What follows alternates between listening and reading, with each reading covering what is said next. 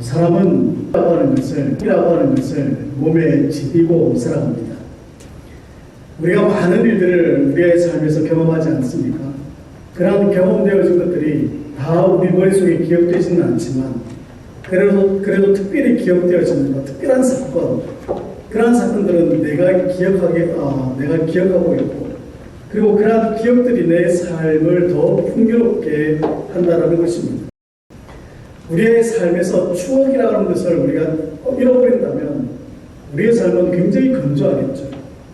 추억이라는 것이 우리의 삶을 더 부드럽게 하고, 그리고 추억이라고 하는 것이 앞세대와 그리고 다음 세대를 연결시켜주는 그런 연결고리와 같은 것임을 우리는 알고 있습니다. 그래서 추억은 굉장히 우리에게 좋은 겁니다. 그리고 이 추억이라고 하는 것은 우리의 몸이 잊어버리지 않고 그대로 기억하고 있다는 것입니다. 그래서 오늘 저는 여러분들에게 제가 가지고 있는 추억 한 부분을 이렇게 말씀드리려고 합니다. 제가 초등학교 4학년 때 일이었습니다. 아주 분명하게 제가 기억을 하고 있습니다. 그런데 문제는 제가 무엇을 잘못했는지에 관해서는 기억을 못합니다. 그 학년이 초등학교 4학년이었다는 것은 알지만 제가 무엇을 잘못했는지, 그리고 왜 저희 어머니에게 밤에 불려나갔는지 기억을 못합니다. 제가 이제 잠을 자려고 이제 위에 런닝을 입고 밑에는 바사마를 입고 잠을 자려고 준비를 하고 있었습니다. 근데 갑자기 제 어머니가 제 이름을 크게 부르시는 거예요. 좋은 일이 있으려나 하고 가봤습니다. 근데 어머니의 얼굴을 보니까 굉장히 많이 화가 나신 얼굴이었습니다. 그래서 막 저를 야단치시는 거예요. 무엇이라 야단치는지는 제가 정확하게 기억을 못하겠습니다. 그리고 제가 무엇을 잘못했는지도 정확하게 기억은 제가 못하겠습니다.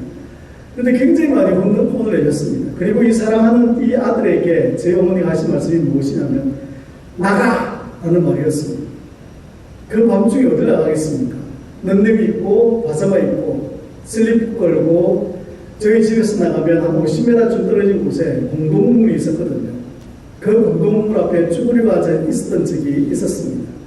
그때 제가 무엇을 머릿속에 생각했냐면 내가 진짜 우리 집 어머니의, 우리 집 부모님의 자녀가 맞나? 라는 생각을 제가 했던 적이 있습니다.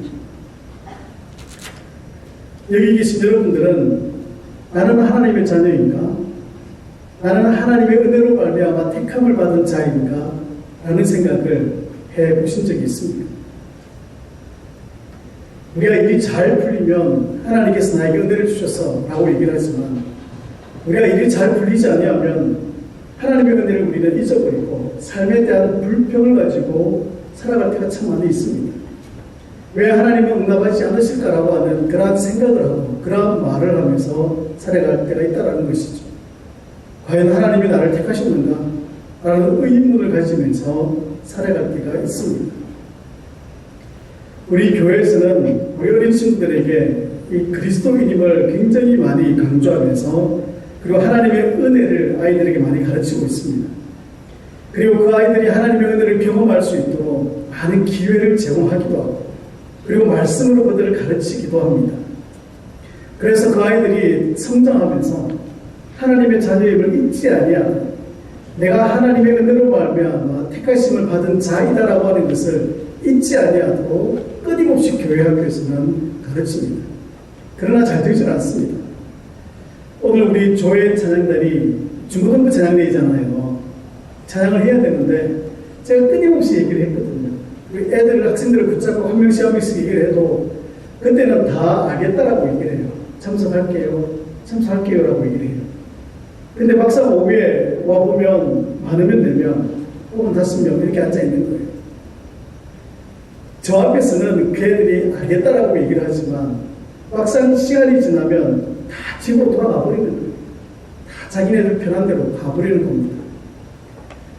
우리가 신앙생활을 하면서 내가 하나님의 자녀이다라고 하는 것, 내가 하나님의 은혜로 말미암아 택하심을 받은 자이다라고 하는 것을 우리가 신앙생활하면서 경험하지만 그럼에도 불구하고 우리가 어려운 일을 당할 때가 되면 그것을 잊어버리고 살 때가 너무나도 많이 있다는 것입니다. 제가 군대에 있을 때 일이었습니다. 군대에 있을 때 이제 짝대기 하나를 달고 입대를 했는데 그때 고참들이 지나가면서 일부러 한번 툭툭 쳐봐요. 툭툭 치면 아무 말도 하지 않으면 그때 바로 을차례를 받는 거예요. 고사님이 툭 치면 무슨 말을 해야 되냐면 이병 누구 이러면 관등성명을 크게 대야 되는 거예요. 만일에 그 관등성명을 대지 않으면 고참들이 분기가 빠졌네 이러면서 을차례를 주는 거예요. 처음에는 잘 몰랐습니다. 처음에는 잘 몰랐는데 시간이 지나면서 알게 되어졌습니다. 그래서 누가 고참들이 지나가면서 툭툭 치면 바로 관등성명이 나왔던 적이 있습니다. 또 그렇게 군대에서 교육을 받았고요. 그리고 훈병들에게 또 그렇게 교육을 시켰던 적이 있습니다. 우리가 그리스도인이며 하나님의 자녀이며 하나님의 백성이라고 하는 것을 가르치는 것은 우리가 분명한 정체성이라고 하는 것을 가지고 이 세상을 살아갈 수 있도록 만들기 위함입니다. 우리가 하나님 앞에 이렇게 예배 드리는 것도 마찬가지지 않겠습니까? 우리가 분명히 하나님의 자녀이고 하나님의 백성으로서 이 세상을 살아간다라고 하는 것을 끊임없이 우리의 몸이 기억하고 우리가 각인하도록 하기 위해서 우리가 예배를 드리고 하나님의 말씀으로 여러분에게 말씀을 선포하는 것입니다. 그런데 우리의 신앙은 그렇지 않은 것 같습니다. 우리의 신앙은 늘 경계선, 삶의 경계선을 거쳐 사는 그러한 신앙의 모습인 것 같습니다. 유대인들은 생각하기를 자기들은 혈통적으로 아브라함의 후손이고 그리고 하나님의 백성이기 때문에 당연히 구원을 받는다라고 생각을 했습니다. 그래서 그들은 이스라엘인으로 태어나기만 한다면 하나님께로부터 구원을 받고 하나님의 백성이 되어졌다라고 생각을 했기 때문에 그들의 삶은 굉장히 편협적인 삶이었습니다. 하지만 이 구원의 문제에 관해서 사도 바울은 굉장히 예민하게 그들에게 반응하고 있습니다. 구원은 예수를 그리스도로 고백하는 사람에게 하나님께서 주시는 선물이거든요. 그 속에는 행위가 우리의 행위가 들어가 있지 않습니다. 하나님께서 그냥 주시는 선물입니다. 우리의 그 어떤 행위로도 하나님의 구원에는 영향을 줄 수 없습니다. 오늘 주의 말씀에 그것을 얘기합니다. 6절에 있는 말씀에 그렇게 말씀하고 있지 않습니까? 부모가 아무리 신앙이 좋다 하더라도 이 자녀들이 자동적으로 구원받는 건 아닙니다. 이것이 바로 구원은 철저하게 개인적인 문제이다라는 것을 가르치고 있는 것입니다. 또한 이 구원은 누구에게나 적용되어지는 겁니다. 우리가 성경을 한번 볼까요? 이 유대인들에게 왕따를 당했던 삭개오, 그에게도 예수님은 찾아가셔서 구원의 손길을 베푸셨습니다. 이 사람은 아브라함의 자손이다라고 그렇게 예수님이 말씀하셨습니다. 12년 동안 혈류병을 앓았던 여인에게도 사람들이 싫어했던 나병 환자들 그리고 38년 동안 누구에게도 관심을 받지 못하고 한 곳에 꼼짝없이 누워있던 환자에게 그리고 유대인의 관심받게 있던 고아들과 그리고 과부들과 나그네들에게도 이 구원의 문제는 그들에게 그대로 적용되어진 것입니다. 예수님은 그들을 향해서 찾아가셨고 그들에게 구원을 선물로 주셨던 것입니다. 이 구원의 문제를 우리가 조금 예민하지만 오늘날의 문제로 한번 바꿔보려고 합니다. 여러분 어떻게 생각할지 모르겠지만 동성애자들도 하나님께로부터 구원을 받습니다. 우리가 싫어하는 공산주의자들도 하나님에게로부터 구원을 받을 수 있습니다. 사회적으로 어떤 악을 지었던 사람들에게도 하나님께서는 그들의 구원의 손길을 베풀고 있다라고 하는 것입니다. 구원의 기준은 우리가 아니라 우리의 도덕적 기준이 아니라 하나님의 기준이기 때문에 그렇습니다. 요한복음 8장에 있는 말씀에 보면 이런 사건이 나옵니다.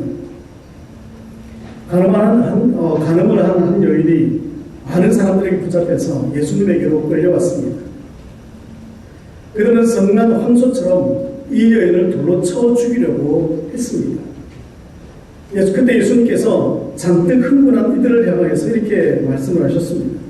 죄 없는 자가 먼저 돌로 치라. 그렇게 말씀하셨습니다. 예수님의 말씀을 들은 사람들은 이 어린아이로부터 어른에 이르기까지 그들이 손에 들고 있었던 돌을 모두 다 땅에 내려놓고 다 돌아가 버렸습니다. 그 누구도 그 여인을 향하여서 돌을 던지는 사람은 없었습니다. 예수님도 그 여인을 향하여서 나도 너를 정죄하지 않을 테니 다시는 이 죄를 범하지 말라고 말씀하셨습니다.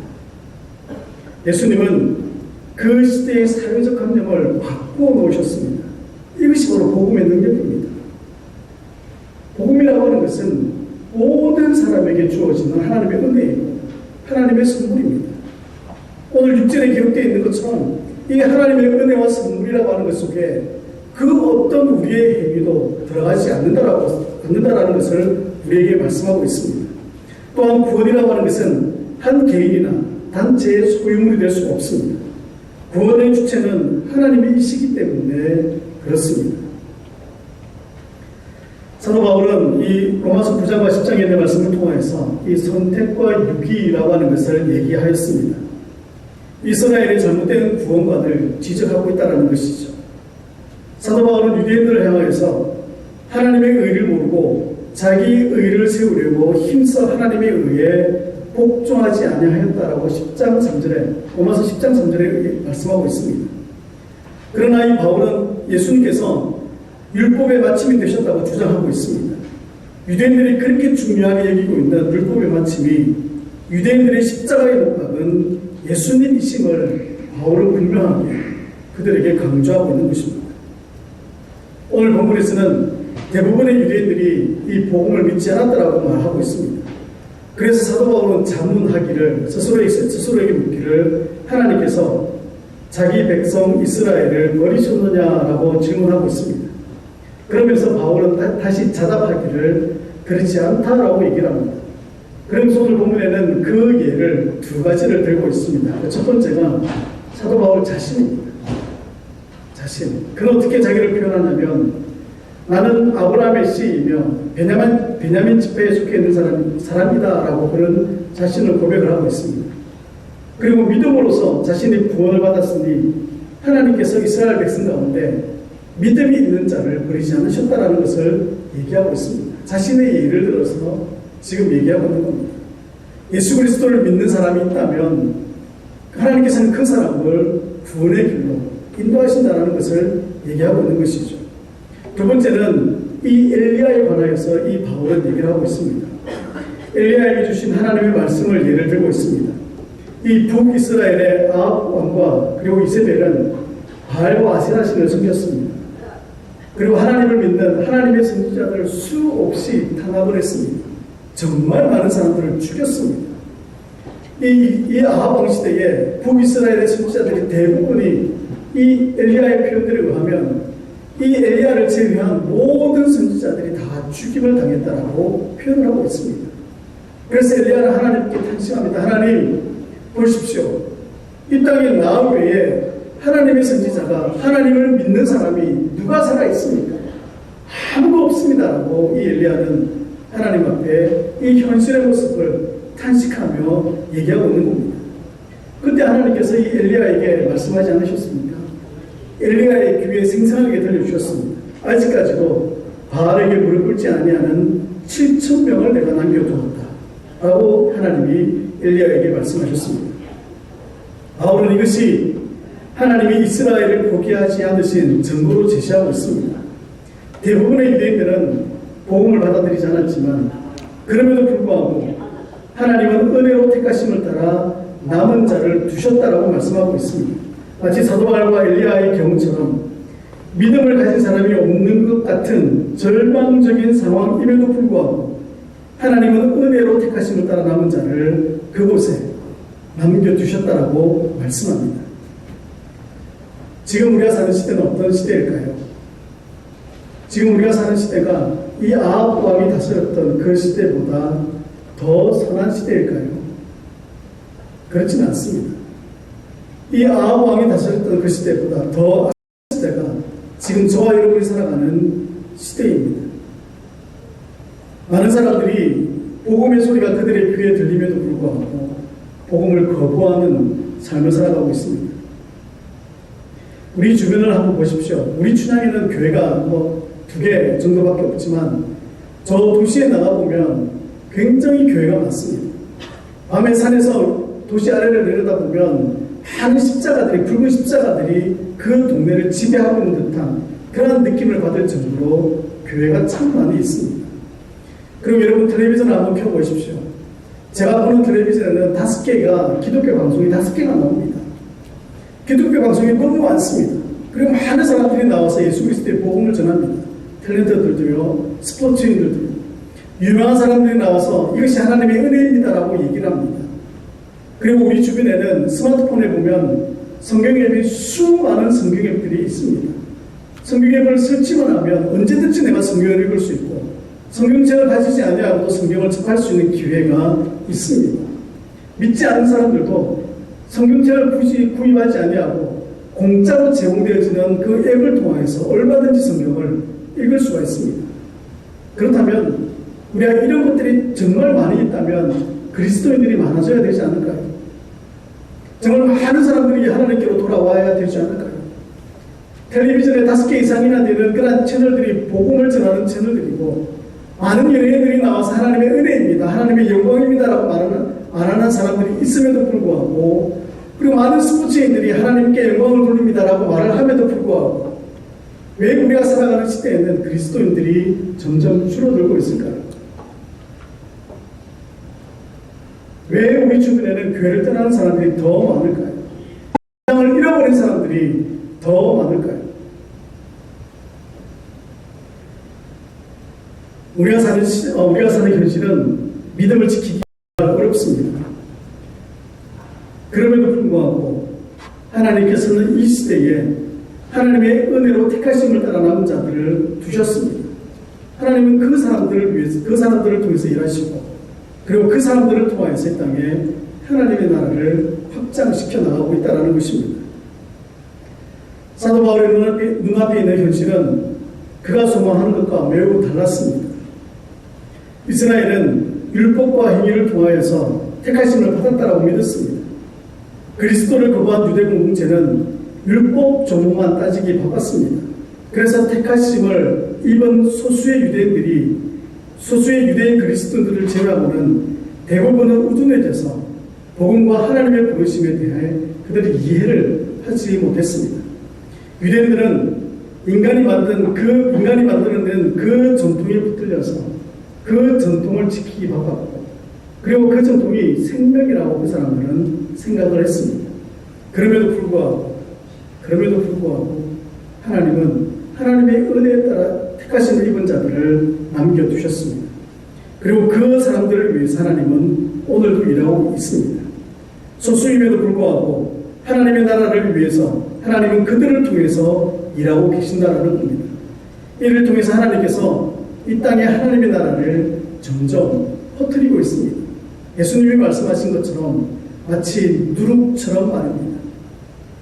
그 사람들이 누룩입니다.